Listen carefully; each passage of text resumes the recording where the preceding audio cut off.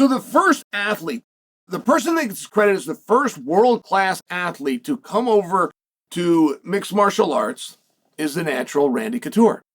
And Randy was, I believe, a 3-time Olympic alternate. He was a 2-time NCAA champion. As a matter of fact, you want a fun fact? Randy Couture wrestled the smashing machine Mark Kerr for the NCAA championship. Randy Couture made a number of world teams. He was in the world-class athlete program through the Army.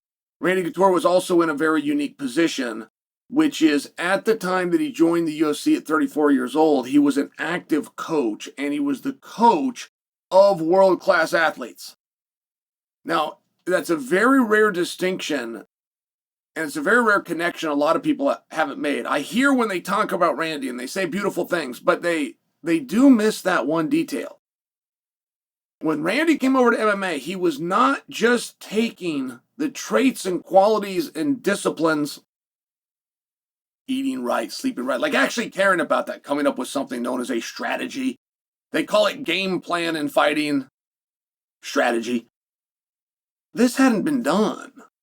These were brawls.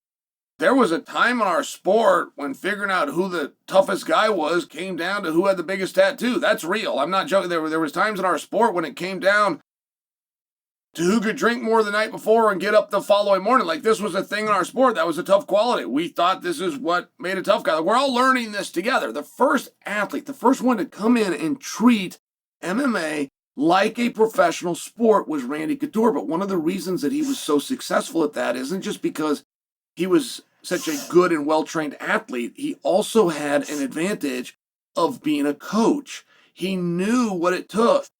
So when this comes through, I end up being part of this. I end up seeing this. I mean, getting extremely familiar with Randy's process and Randy's discipline and Randy's structure. And the sport largely changed and followed him. And Randy was very big in a belief prior to the fight.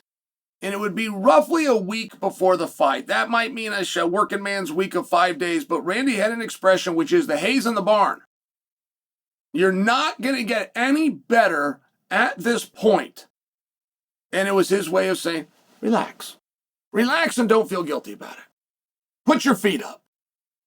Build your confidence. Let your body recover. This was just one of the many beliefs that Randy had.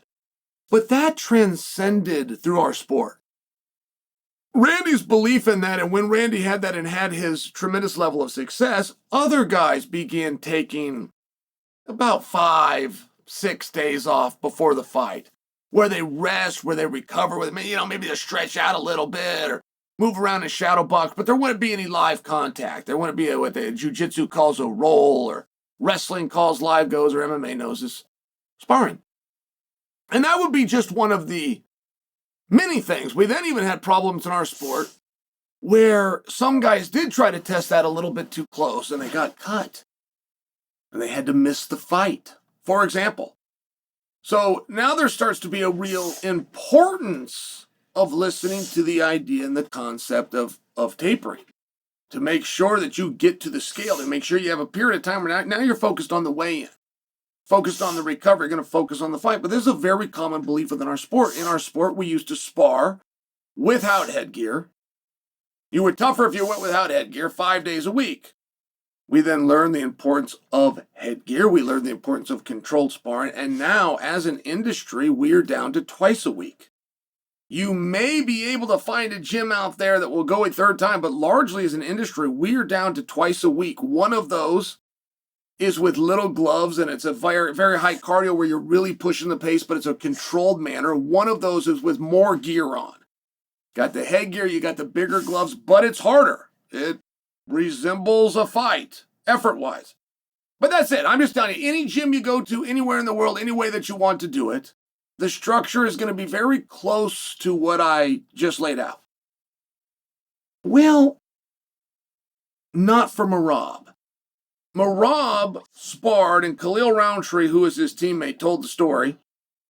Merab sparred in the cage 5 full rounds at noon the day of the fight. And the only part that I'm not clear on, if that was the cage meaning the octagon, or if it was a cage at his gym syndicate. That's the only part that wasn't perfectly clear for me, in case you're wondering that detail. But Merab sparred 5 full rounds, and he spars hard, and he spars with little gloves.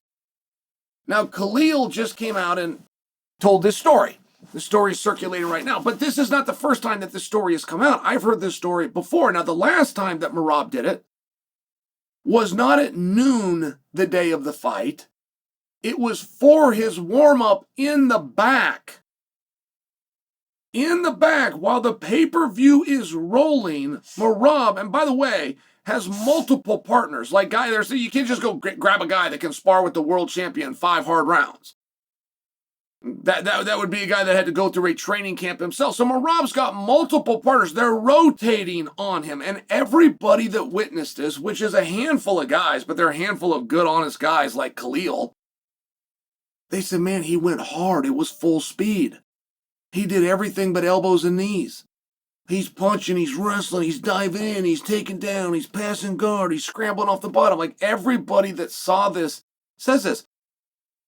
And it is very interesting. And in some ways, my first thought, and I'm not a prude on these type things, but my first thought and my biggest thought is the injury. It's the clashing of heads, which opens cuts. Which, by the way, if you follow Merab on social media, has happened to Merab before. And it's a risk that I wouldn't advise taking. It really is a big risk that you could have the entire fight canceled when you could do a very good and hard workout, if that's your thing, to do a workout. Some guys call it a shakeout. Somebody to go that hard and get their heart rate that high is very rare, but you could do it, and you could do it on your own. You could do it with mitts, and you could do it with a jump rope, and you could do it with sprints. But to actually do it with a partner is just very unique. I have no problem with this. I am bragging about this. I am helping to share the story and spread the myth. But the greats do things different. The exact same way I'm going to finish this point is the way I started the point, which is the original great to come in and do it, did it different. That was Randy Couture. That is where the discipline came from. That is where the structure came from. That is where the camps and the focused and training partners and studying tapes and actually writing things down and working on, this is where this came from. He was a great. Now you have a very different approach, but you have it from one of the greats. The greats always have something that they do different.